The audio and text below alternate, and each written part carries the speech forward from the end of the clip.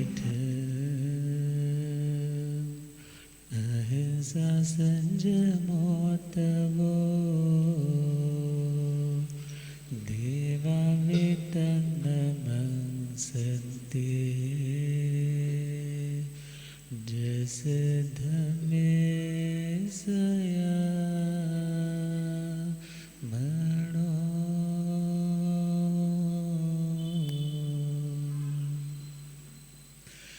प्रभु वीर के पावन कथा प्रभु वीर के पावन पावन बनाएंगे झड़ जाएंगे दुख जीवन के सावन ये लाएंगे सावन ये महावीर के पावन कथा महावीर के पावन पावन बनाएंगे झड़ जाएंगे दुख जीवन के सावन ये लाएंगे सावन।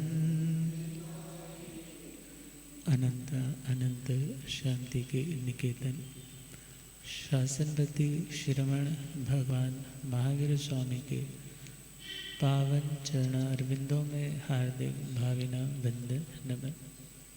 मेरे अंधेरे जीवन को रोशनी प्रदान करने वाले परम उपकारी आगम ज्ञान के भंडार आगम ज्ञाता आगम पुरुष जन शास्त्ररतन हिमाचल केसरी उपाध्याय भगवंत श्रद्धेय गुरुदेव श्री जितेंद्र मुनि जी महाराज साहब के पावन चरण कमलों में हार्दिक भावना वंदन। पाठ पर विराजमान तपस्वी रतन श्री प्रभु मुनि जी महाराज साहब के चरणों में वंदन।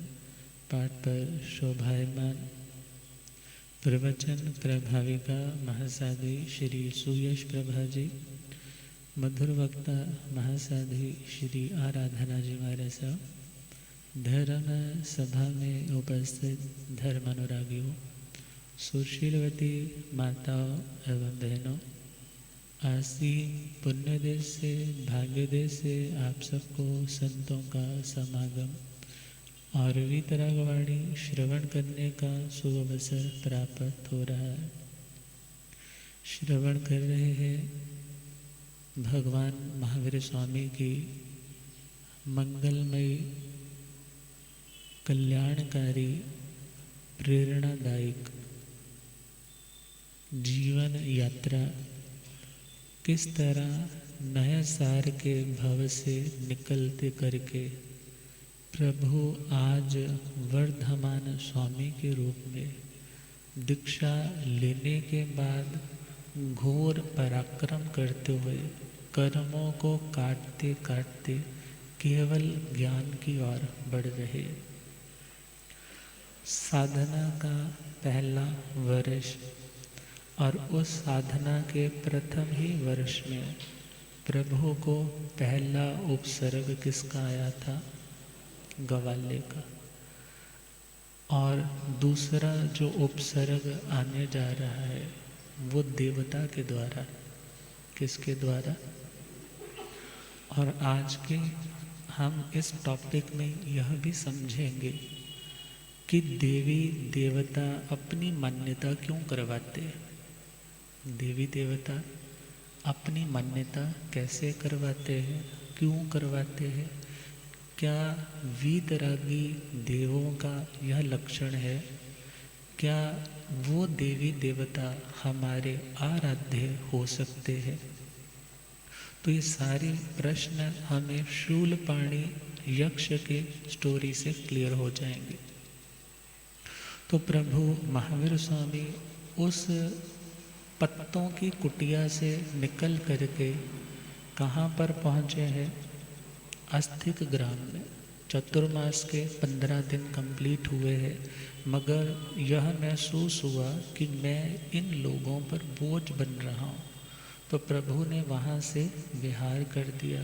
विहार करके प्रभु अस्तिक ग्राम में पहुँचे। अस्थि बोलते हैं हड्डी को, अस्थियाँ, अस्थि कलश। तो उस अस्तिक ग्राम की भी एक हिस्ट्री है। पहले उस नगर का नाम, उस गांव का नाम क्या था? वर्धमान, वर्धमानक, वर्धमानपुर, ये नाम थे। जब वहाँ पर बहुत प्रॉस्पेरिटी थी, हर तरह के सुख साधन लोगों के पास अवेलेबल थे, किसी चीज़ की कमी नहीं थी। मगर ऐसा क्या हुआ, वो पूरा समृद्ध नगर हड्डियों के ढेर में बदलने लग पड़ा। उसका कारण बना उस शूलपाणी यक्ष का प्रकोप। अब वो शूलपाणी कौन है? पूर्व भव में जो एक बैल था, पूर्व भव में जो एक बैल था, और उसका मालिक जिसका नाम है धनदेव। धनदेव अपने 500 बैलगाड़ियों से व्यापार के लिए निकला है, और रास्ते में अस्तिक ग्राम के पास ही एक बहुत बड़ी नदी जिसका नाम वेगवती है, और उस वेगवती नदी को क्रॉस करना और क्रॉस करके ही दूसरी स्थान पर पहुंचा जाता, ब्रिज नहीं होगा बीच में। अब पानी का बहाव कभी कम है, कभी ज़्यादा है, मगर दलदल कीचड़ तो किनारों पर रहता है। और उन 500 बैलों में, 500 बैलगाड़ियों में जो प्रमुख वाला बैल है वो तो सर्वप्रथम आगे आ गया, मगर बाकी सामान्य बैल उस नदी से निकल नहीं पा रहे। तो जैसे गाड़ियों को लगाते हैं ना, टोकन बोलते हैं, वो उन्होंने उसके साथ जोड़ा। अब ये धोरी बैल है, मजबूत है, वो बाकी बैलगाड़ियों को निकालता जा रहा है, निकालता जा रहा है। 1, 2, 3, 500 बैलगाड़ियाँ, मगर लास्ट उसकी बस हो जाती है। वो सोचता है अब मेरे शरीर में जान नहीं, धड़ाम से वहीं पे गिर जाता है। मानो अब उससे चला नहीं जाएगा। उस मालिक ने, धनदेव ने उसका उपचार किया, उसको हरा चारा, पानी इत्यादि ला कर के दिया, मगर कोई फर्क नहीं पड़ा। अब वो सोच रहा है मैंने तो इतनी दूर जाना है, तो मैं अभी यहीं पर रुका रहूँगा तो सारा मेरा प्रोग्राम डिस्टर्ब हो जाएगा, मगर इसकी सेवा भी ज़रूरी है। तो उसने वहाँ के लोगों को बुलाया, पंचायत को बुलाया, और उनसे कहा देखो भाई, इस बैल ने मेरी बहुत सेवा की है, तो मैं इसकी सेवा के लिए तुम्हें कुछ पैसा दे करके जा रहा हूँ, आदमी रख लेना और इसकी सेवा कर देना। और वो वक्त आया, सेठ तो चला गया, और इधर वो लोग पैसे तो ले जाते हैं, मगर कोई उसको चारा नहीं डालता, कोई पानी नहीं डालता। कितने करप्टेड भाव थे। और वो देखता रहता है, पानी तो बह रहा है, पिलाने वाला कोई नहीं, उठने की हिम्मत नहीं है। गर्मी जब ज़ोरों पर होती तो रेत भी तपती है, और ऊपर से सूरज तपता है, छाया करने वाला कोई नहीं। लोग अपने अपने गाड़ियाँ लेकर के उस रास्ते से भी निकलते, मगर कोई उसको पानी ना देता, कोई उसको हरा चारा ना देता। वो सोचता है मेरे मालिक ने तो कसर नहीं छोड़ी, मगर ये लोग कितने अधर्मी है, ये कितने देखा जाए विश्वासघातक लोग हैं। यदि मेरे पास शक्ति होती तो मैं इसका बदला यहीं चुका देता। मगर आरत ध्यान में रहता है, रौद्र ध्यान भी आता है, कभी कभी मालिक के प्रति शुभ भाव भी आता है।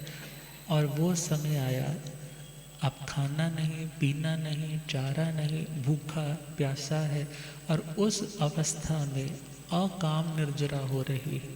अकाम बिना कामना के, बिना इच्छा के जो कष्ट सहा जाता है, उससे भी कर्म कटते, उससे भी कोई ना कोई पुण्य कर्म का उपार्जन, पुण्य की इन्वेस्टमेंट होने लग जाती। अब वो वहाँ से काल करके उसी गांव का एक ऐसा उद्यान है जिसका नाम है अग्र उद्यान, अग्नि उद्यान, और उसी उद्यान में वो वाणव्यंतर यक्ष के रूप में पैदा हो गए। जैसे ही पैदा हुआ है तो वहाँ पर अब अपनी उस अवधि का उपयोग, क्योंकि भले मिथ्या दृष्टि होगा, अवधि अज्ञान होगा, तो वो देखने लगता है कि मैं यहाँ पर कैसे पैदा हुआ, और उसको उन लोगों की उस असलियत को रिकॉल करके, याद करके बहुत गुस्सा चढ़ा, और उसने पूरे गांव पर महामारी का प्रकोप प्रारंभ कर दिया। कई बार बीमारियां देवकृत होती है, कई बार वो बीमारियां किसी संक्रमण के कारण होती है, और कभी वो बीमारियां अपने ही रोग के उदय से होती है।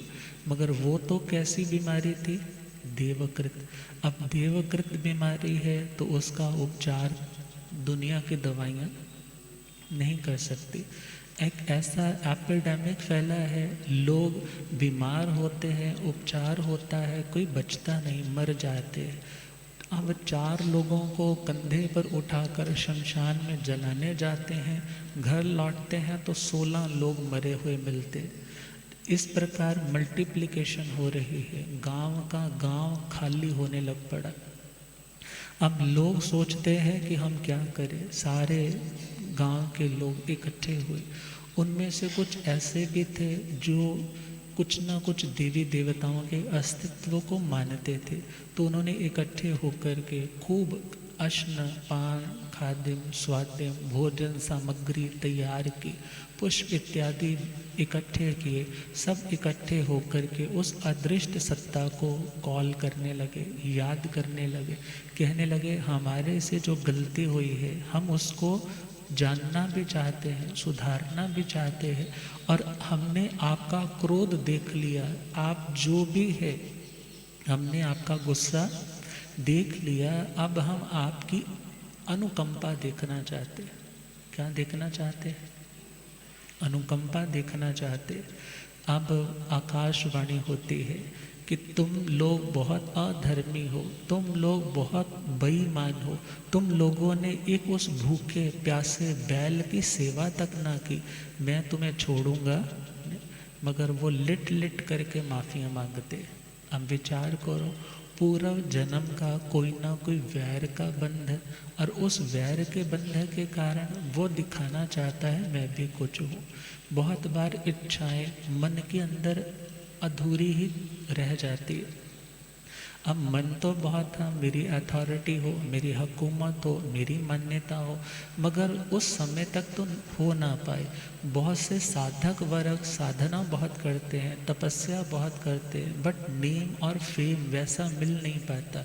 जब मिल नहीं पाता तो छोटी जाति के किसी देवी देवता के रूप में पैदा हो जाते हैं, और पैदा होकर के अपनी उस दबी हुई कामना की पूर्ति के लिए पहले किसी को प्रॉब्लम क्रिएट करेंगे, या कोई चमत्कार दिखाएंगे, किसी के सपने में आएंगे और उस व्यक्ति को चमत्कृत करके अपने साथ अटैच करेंगे कि मेरे को मानो, मेरी पूजा अर्चना करो। और मानना तो आसान होता है, मगर फिर छोड़ना आसान नहीं होता, क्योंकि ऐसी जो ताकतें हैं वो क्षणे रुष्टा क्षणे तुष्टा, क्षण मात्र में तो गुस्सा हो जाती हैं यदि नहीं आपने उसकी मनौती की, और यदि कर ली तो थोड़ी ही देर में प्रसन्न हो जाती है। मगर कहा अनवस्थित चित्ता न प्रसादोपि भयंकरा, जिनका चित्त अनवस्थित है, अनस्टेबल है, जो अस्थिर मति वाले, ऐसे देवी देवता है, ऐसे देवी देवताओं की प्रसन्नता कृपा वो भी भयंकर होती है। भयंकर मतलब उस कृपा के पीछे भी डर छिपा रहता है कि कहीं कुछ हो ना जाए, कहीं कोई गलती ना हो जाए। मगर वीतराग देव कैसे है? वीतराग परमात्मा कैसे है? आप उनकी भक्ति करते हो तो कर्म तो कटते हैं, मगर प्रभु अपनी ओर से किसी पर रुष्ट या तुष्ट नहीं होते। हाँ, उनको फॉलो करने वाले देवी देवता सहयोगी हो सकते हैं, उन्हीं को फॉलो करने वाले देवी देवता यदि प्रभु की आशातना ज़्यादा कोई करने लग जाए, उदंडता करने लग जाए, तो उसको सबक भी सिखा सकते हैं। मगर प्रभु अपनी ओर से किसी के प्रति भी न राग करते हैं और न द्वेष करते। मगर शूलपाणी पाणी का मतलब हाथ, शूल का मतलब जिसके हाथ में एक शूल, त्रिशूल में 3 शूल होते हैं। त्रिशूल में कितने शूल होते हैं? 3। मगर शूल पाणी का मतलब मात्र जिसके एक हाथ में शूल है, और उसने आकाशवाणी की कि एक तो मेरा चैत्य, मेरा मंदिर बनाया जाए। क्या बनाया जाए? मेरा मंदिर बनाया जाए, और वो मंदिर भी लोगों की हड्डियां इकट्ठी करके उसकी नींव भरी जाए, और फिर उसके ऊपर मेरी प्रतिमा स्थापित की जाए, और बाहर एक बैल की प्रतिमा स्थापित की जाए। किसकी प्रतिमा? बैल की प्रतिमा स्थापित की जाए, और मेरी पूजा अर्चना सेवा की जाए। सूर्यास्त के बाद मेरे उस मंदिर में कोई घुसे नहीं। यदि कोई वहाँ पर रुकने की कोशिश करेगा तो सुबह जीवित नहीं बच पाएगा। अब जैसे ही सुना, अब इंद्र शर्मा जो प्रमुख व्यक्ति है, उसने कहा हम सारे आपकी शर्तों पे क्या करते हैं? एग्री करते हैं, और मंदिर का निर्माण हो जाता है। उस बैल की प्रतिमा का भी निर्माण हो जाता है। अब लोग बहुत सेवा भक्ति करते हैं, क्योंकि दुनिया में या शक्ति की पूजा है या किसी के प्रति प्रेम है तो तुम उसकी पूजा करते हो। अब शक्ति की उपासना के लिए वो लोग डर के मारे हर रोज़ आते भी है, और शाम होते ही उस मंदिर को खाली कर देते। और वो समय आया जब प्रभु महावीर स्वामी जानते हैं कि ये भव्य प्राणी है, ये भटक गया है, भोला भाला था, मगर आवेश में आकर के ये ऐसा कार्य करने लग पड़ा है। मेरे को जाना चाहिए, मेरे को वहीं बाकी का चौमासा बिताना चाहिए। और प्रभु महावीर स्वामी उस नगर के बाहर पहुँचे, लोगों से उस मंदिर में रुकने की आज्ञा मांगी। लोगों ने कहा हम तो आज्ञा नहीं देंगे, आपको रुकना है हम आपको अपने खाली मकान प्रोवाइड करवा देंगे, मगर आप इसमें मत रुकिए, क्योंकि यहाँ पर शूलपाणी यक्ष का क्या है? प्रकोप भी है, वो निवास भी करता है, आता जाता भी है। इसलिए आप यहाँ पर मत रुकिए, क्योंकि यहाँ रुकने से उपसर्ग खतरा ज़रूर होगा, आपके प्राण तक जा सकते। मगर प्रभु ने कहा कि मुझे उसकी कोई परवाह। अब बहुत बार क्वेश्चन आ जाता है कि प्रभु का तो मौन था, तो बोलता कौन था इतना कुछ? तो सिद्धार्थ देवता है ना साथ में। सिद्धार्थ देवता आंसर करने के लिए प्रस्तुत हो सकता है, और सामने वाले को यूं ही लगेगा कि भगवान ही बोल रहे हैं। यहाँ पहुँच जाओ ना, पुराने टाइम में एक टीवी सीरियल आता होता था हम पाँच, याद है किसी को? और हम पाँच में ना वो सामने फोटो से वो बीच बीच में बोलने लग जाते थे। अब ऐसा कुछ भी एजम्पशन लोगों को हो सकता है, वो देवता दिखाई नहीं दे रहा। लोगों को तो यही लगता है भगवान बोल रहे, मगर भगवान मौन की अवस्था में। और क्या बोला कि मेरे को कोई चिंता नहीं है, मुझे आज्ञा दे दीजिए। प्रभु को आज्ञा मिल गई, वहाँ रुक गए। प्रभु ने एक एकांत कोने पर जाकर के अपनी ध्यान साधना प्रतिमा प्रारंभ कर दी। और इधर इंद्र शर्मा ब्राह्मण, शाम का समय हुआ, और शाम का समय होते ही सब लोगों को अनाउंसिंग्स देने लगा, जल्दी से ये मंदिर खाली कर दो, यदि कोई अंदर रह गया तो मारा जाएगा, फिर मत मेरे को कहना। सब लोग निकलते जा रहे हैं। धीरे धीरे मंदिर जो अभी तक भरा पड़ा था, आरतियाँ चल रही थी, सब कुछ 1 मिनट में स्टॉप हो गया। मगर नज़र गई एक भिक्षु के ऊपर, एक साधु के ऊपर, बड़ा तेजस्वी है, और आकर कहने लगे, हे आर्य, आप भी मंदिर से प्रस्थान कर जाइए, वरना आपके ऊपर इस यक्ष का प्रकोप हो सकता है। मगर प्रभु शांत रहे, अपनी ध्यान अवस्था में रहे। 1 बार 2 बार कहा, मगर अब टाइम हो रहा था। उसने सोचा जो होगा सो देखा जाएगा, वो चला जाता है। और इधर प्रभु साधना में तल्लीन है। प्रभु वीर के पावन कथा, प्रभु वीर के पावन, पावन बनाएंगे, झड़ जाएंगे दुख जीवन के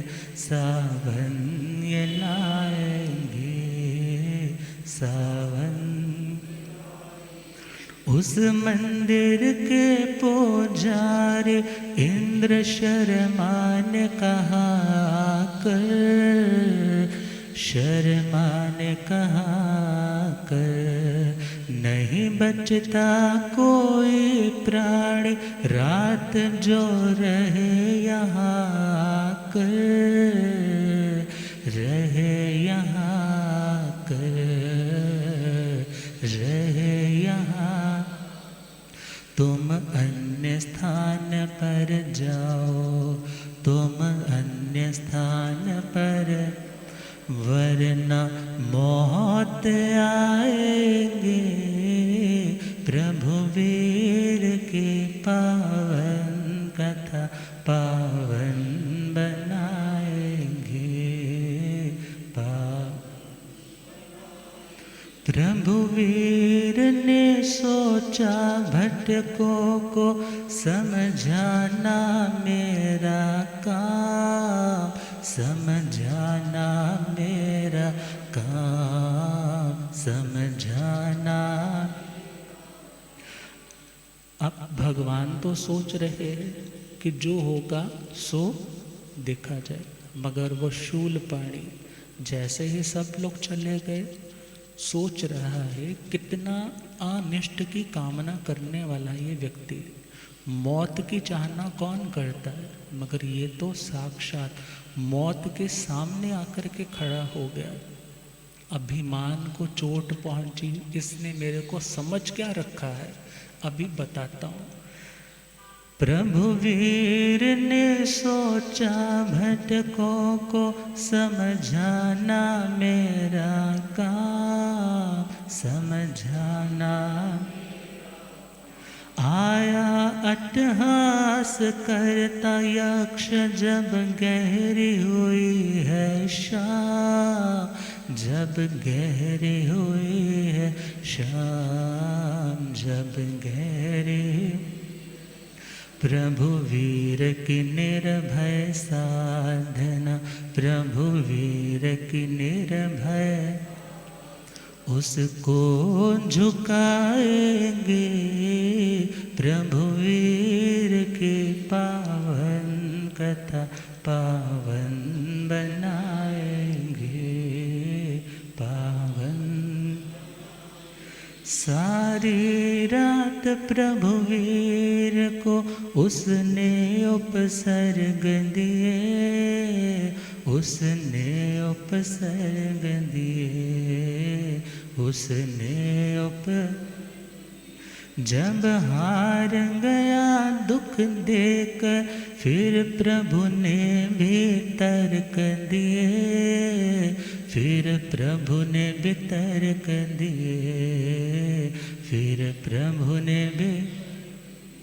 कभी खून की धारा, खून की, कभी खून की धारा, धब्बे न मिटाएंगे प्रभु वीर की पावन कथा पावन बनाएंगे, पावन। प्रभु महावीर स्वामी जो निर्भयता की साधना कर रहे हैं, डर उसे लगता है जो दूसरों को डराता है। जो किसी को डराता ही नहीं, उसको डरने की भी आवश्यकता नहीं होती। और जो जितना डरता है सामने वाला उसे उतना ज़्यादा डराता है। जो जितना डरता है, ये देवी देवताओं वाली जो ताकतें हैं ना, उतना ज़्यादा दबाती है। मगर जितना कोई निर्भय रहता है, ये उतनी कमज़ोर होने लग जाती है। और प्रभु निश्चल होकर के ध्यान साधना में खड़े, और आया अट्टहास कर रहा है, ज़ोर ज़ोर से हंसने लग पड़ा, ज़ोर ज़ोर से चिल्लाने लग पड़ा, चारों दिशाएं गूंजने लग पड़ी। गांव के लोग जो घरों में थे सोचने लगे अब तो वो बाबा मारा जाएगा। मगर वो कोई सामान्य बाबा थोड़ा ही था, वो तो तिन्नाणं तारयाणं लोकनाथ थे, परमेश्वर थे। और प्रभु ध्यान में खड़े रहे। उसने देखा इसको कोई फर्क नहीं पड़ा, वरना कोई व्यक्ति मेरे इस मात्र अट्टहास को सुनकर के ही कांप जाता और प्राण छोड़ बैठता। फिर उसने हाथी की विकुर्वणा की, हाथी का रूप बनाया और वो गर्जना करने लगा, प्रभु के शरीर पर दांत नोकीले नोकीले मारने लगा, अपने पांव से प्रभु पर बोझ डालने लगा। वेदना तो हो रही है, मगर समता योगी भगवान महावीर स्वामी शांति के सागर समस्त मिलने वाले कष्टों को उस समुद्र में समाते चले जा रहे, समाते चले जा रहे। फिर उसने नाग की, सर्प की विकुर्वणा की, रूप धारण किया, प्रभु पर डंक मारता है, मगर प्रभु तब भी उस असह्य, जिस अनबियरेबल पेन को सहना हर के बस की बात नहीं, उसे भी बड़ी शांति से सहन किया। और फिर उसने प्रभु के शरीर के 7 स्थानों पर, 7 स्थानों पे भयंकर वेदना पैदा कर दी। पहला स्थान सिर का, सिर में घोर भयंकर वेदना। दूसरा स्थान कानों का, कानों में मानो कोई सुइयां चुभ हो रहा हो, जोर जोर से वेदना होने लगी। तीसरा स्थान आंखों में वेदना होने लग पड़ी, जलन होने लग पड़ी। चौथा स्थान नासिका में वेदना होने लग पड़ी। पांचवा दांतों में दर्द आने लग पड़ी। और छठा स्थान नाखूनों में वेदना होने लग पड़ी। सातवां स्थान पूरी पीठ में दर्द आने लग पड़ी। इनमें से किसी एक भी जगह पे दर्द आ जाए ना, तो बस जी आज तो किचन का काम नहीं होगा, आज तो स्थानक की छुट्टी, आज तो नहीं, आज तो बहुत माइग्रेन निकला हुआ। मगर प्रभु को तो असह्य वेदना, मगर अपनी साधना नहीं छोड़ रहे, उसको आंखें खोल करके नहीं बोल रहे कि तू ये क्या कर रहा है, मैंने तेरा क्या बिगाड़ा है। शांति से ये सोच रहे यदि कष्ट आया है तो उस कष्ट का कोई कारण जरूर होगा, उस कष्ट का कारण कोई ज़रूर होगा। मेरा कोई पाप कर्म उदय में आ रहा है, मैं उसको काटूंगा तो मैं निर्भर हो जाऊंगा। भगवान शांत रहे। इतने कष्ट देने के बाद अब उसकी भी ना हो गई, बस हो गई। कहने लगा इतने कष्ट देने के बाद कोई सामान्य व्यक्ति टिक नहीं सकता था, मगर ये कोई सामान्य नहीं है, कोई दिव्य, कोई अलौकिक महापुरुष है। अब जैसे ही उसे ये महसूस हुआ, सिद्धार्थ व्यंतर ने आवेश में आकर के कहा, तो जिनको पीड़ा पहुंचा रहा है ध्यान देना, ये शक्रेंद्र महाराज के भी वंदनीय है, उनकी ये गुरु है। यदि उन्हें पता चला तो पता नहीं तेरा क्या हाल करेंगे। अब थोड़ा और सहम गया, सच्चाई और प्रकट हुई, वंदना करने के लिए चरणों में झुक गया। और जब चरणों में मस्तक रखा है और प्रभु से कहने लगा, भगवान मैं बहुत दुखी हूँ। मैं कैसा हूँ? मैं बहुत दुखी हूँ। इन लोगों ने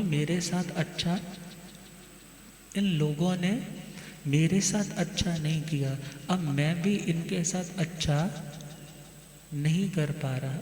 मगर भगवान कहने लगे, हे शूलपाणी, खून से रंगा हुआ कपड़ा कभी खून से भरे हुई बोतल से तुम धोना चाहो तो क्या साफ हो जाएगा? Revenge shall do good nobody, seek peace and forgive one another.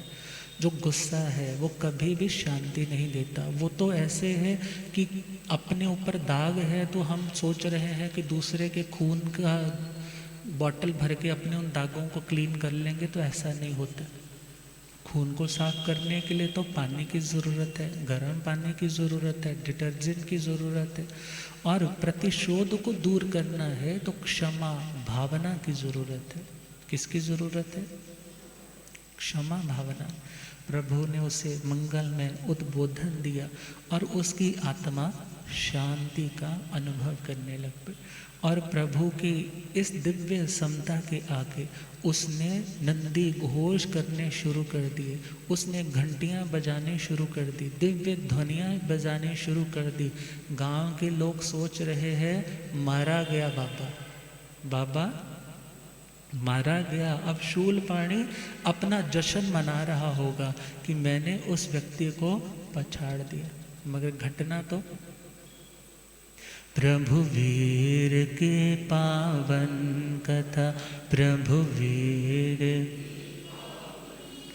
पावन बनाएंगे, झड़ जाएंगे दुख जीवन के सावन ये लाएंगे, सावन। प्रभु महावीर स्वामी जिन्होंने समता के कारण उस यक्ष को भी मानो अपने चरणों का पुजारी बना दिया। सुबह हुई, सुबह सब लोग ये सोच रहे हैं जाएंगे, वो बाबा तो डेड बॉडी पड़ी होगी। और ये घटना शाम के समय सारे गांव में फैल गई थी कि कोई मरने को तैयार है भाई, वो मंदिर में बैठा है। और एक उत्पल नाम का नमित्तज्ञ जो अष्टांग नमित्तों का ज्ञाता है। अष्टांग नमित्त मीन्स जो लक्षण शास्त्र का, स्वप्न शास्त्र इत्यादि का विशेषज्ञ है।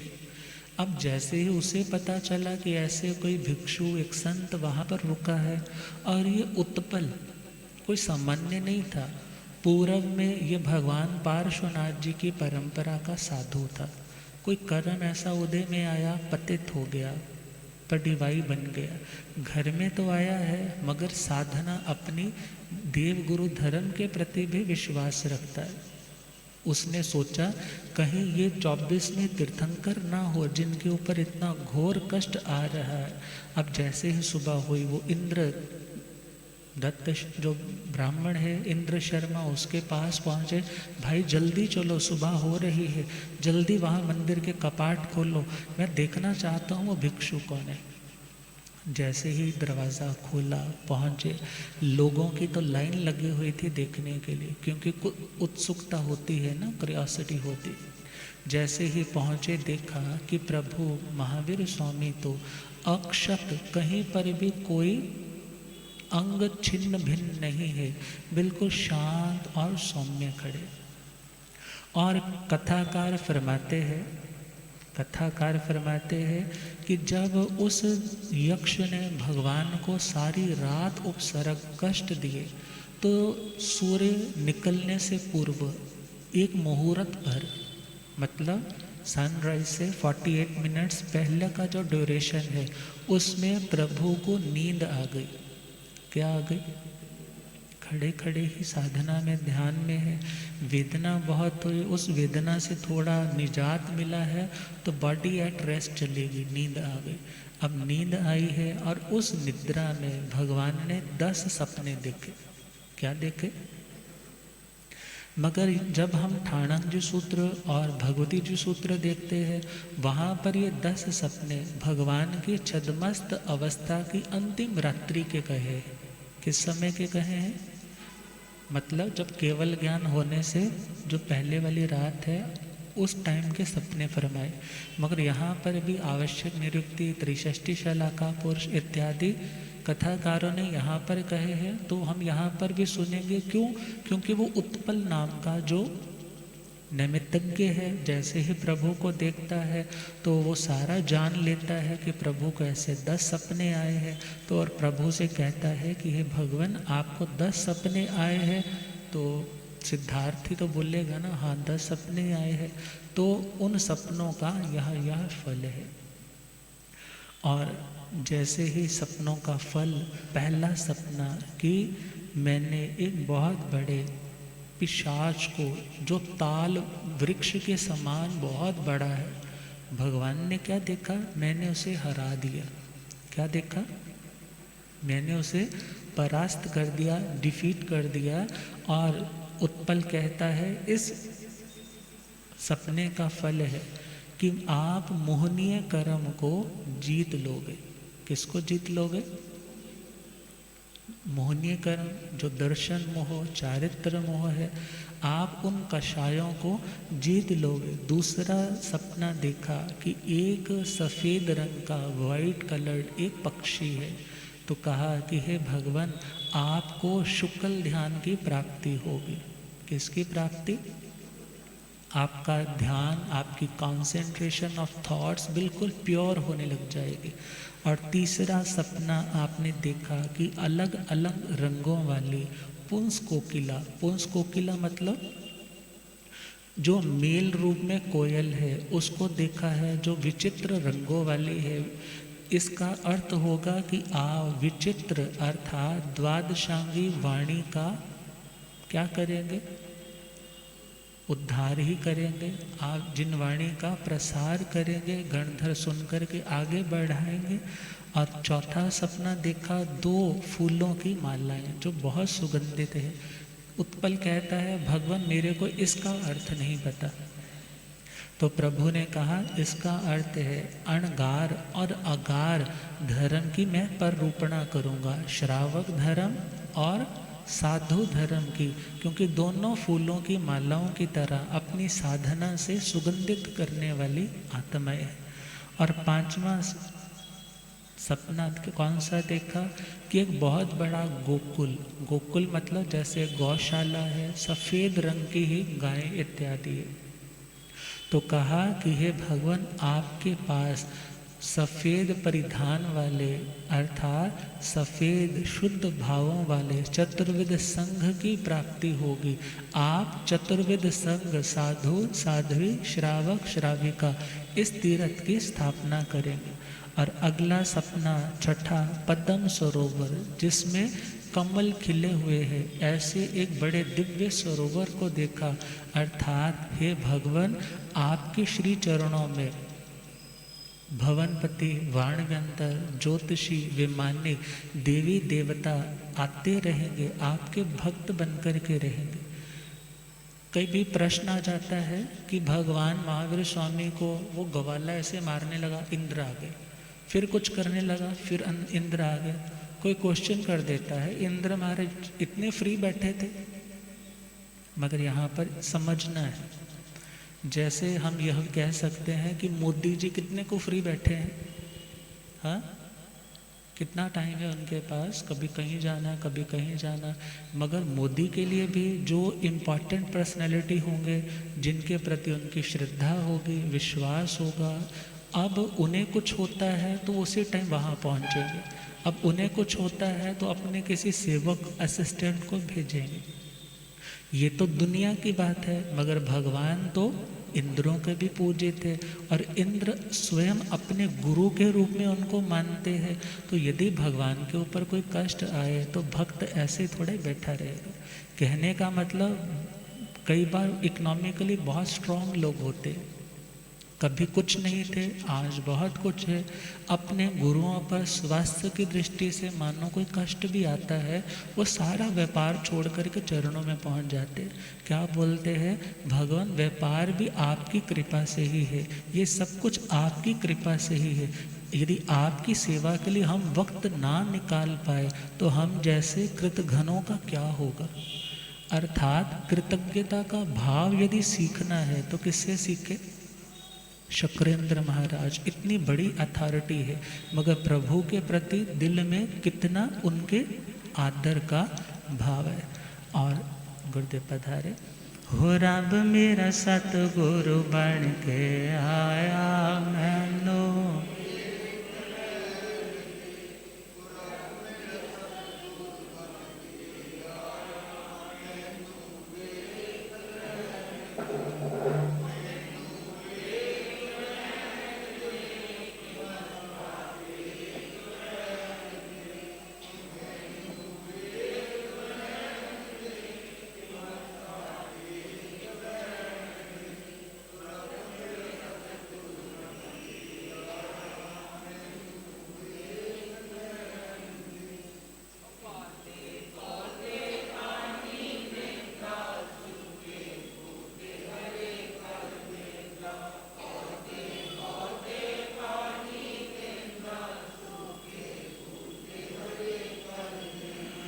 केहड़ा माले बन के आया मैनू,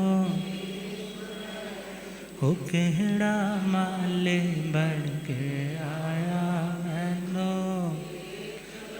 हो रब मेरा सतगुरु बन के आया मैनू,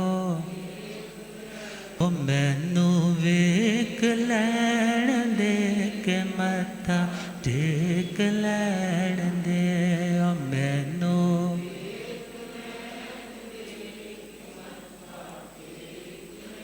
हो रब मेरा सतगुरु बन के आया मैनू। भूलिया आगम ज्ञाता आगम पुरुष जिन शास्त्र तन हिमाचल केसरी उपाध्याय भगवंत श्रद्धे गुरुदेव श्री जितेंद्र मुनि जी महाराज की। तो वो उत्पल नाम के नैमित्तिज्ञ एस्ट्रोलॉजर क्या बता रहे हैं भगवान को? सपनों का फल। भगवान से सिर्फ इतना ही पूछा, आपको 10 सपने आए थे। इट मीन्स उनके पास अपनी स्टडी कितनी एनलार्ज, कितनी वास्ट हो गई कि बिना भगवान के खुद बताए वो बता सकते थे। मगर प्रभु ने तो कोई क्यूरियोसिटी नहीं रखी कि मेरे को इनका फल बताओ। और वो कहने लगे, हे भगवान, आपको छठा सरोवर का सपना, 7वां सपना आया कि आपने एक बहुत बड़े समुद्र को अपनी भुजाओं के बल से पार कर लिया। तो हे भगवान, इस सपने का फल है कि आप जरा मरण रूप इस संसार को शीघ्र अतिशीघ्र पार कर जाओगे। 8वां सपना आपने देखा कि एक सूर्य अपनी अलग अलग राशियों के साथ, ग्रहों के साथ चमक रहा है। तो हे भगवान, आप शीघ्र अतिशीघ्र अनंत ज्ञान, अनंत दर्शन, केवल ज्ञान और केवल दर्शन को प्राप्त करें। और 9वां सपना कि मैं अपनी आंतड़ियों से मानुष्योत्तर पर्वत को बांध रहा हूँ, लपेट रहा हूँ। तो हे भगवान, आप इस साधना के बल से संपूर्ण लोक में आपकी यशा कीर्ति फैल जाएगी। आपकी यशा कीर्ति, आपकी वीरता, गंभीरता, समता पूरे लोक में फैलेगी। और 10वां सपना देखा कि मैं मेरू पर्वत पर चढ़ गया, चोटी तक पहुंच गया। तो हे भगवान, आप वास्तव में ऊंची शिखरों पर पहुंचने वाली आत्मा है। आप शीघ्र अतिशीघ्र लोकाग्र तक पहुंचने वाली आत्मा बनेंगे। प्रभु वीर के पावन कथा, प्रभु वीर के पावन पावन बनाएंगे, झड़ जाएंगे दुख जीवन के, सावन ये लाएंगे सावन।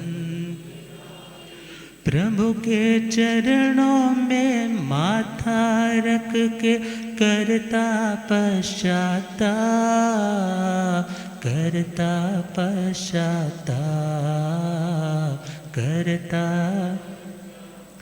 दिन उगने से मुहूर्त पूर्व प्रभु देखे सुंदर ख्वाब, प्रभु देखे सुंदर ख्वाब, प्रभु देखे।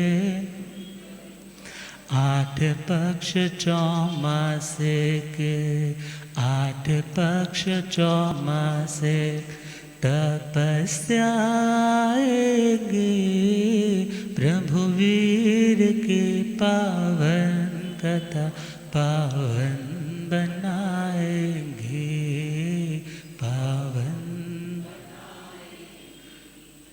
प्रभु महावीर स्वामी ने अपने उस साधना काल के पहले वर्षावास, पहला चौमासा 15 दिन कहाँ लगाए थे? 15 दिन कहाँ लगाए थे?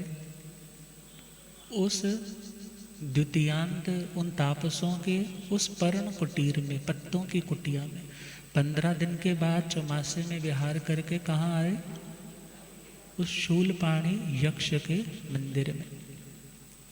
अब उस यक्ष के आयतन में प्रभु का मंगलमय चौमासा सानंद संपन्न होता है। लोगों में उस वीतराग प्रभु के प्रति श्रद्धा बढ़ती है, विश्वास बढ़ता है।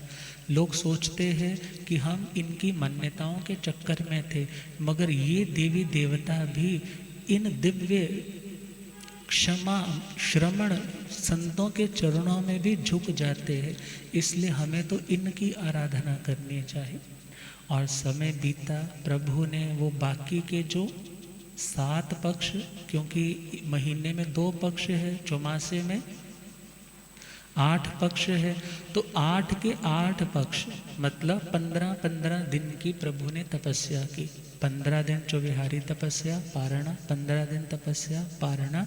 इस प्रकार जब 8वां 15 दिन कंप्लीट हुए, चौमासा कंप्लीट होता है, और फिर चतुर्मास के बाद प्रभु महावीर स्वामी वहाँ से विहार करते, अस्थि ग्राम से मोराक सन्निवेश की ओर बढ़ते हैं। आगे क्या घटित होता है कल जैसे समय होगा, हम गुरुदेव कृपा करेंगे। ओम शांति।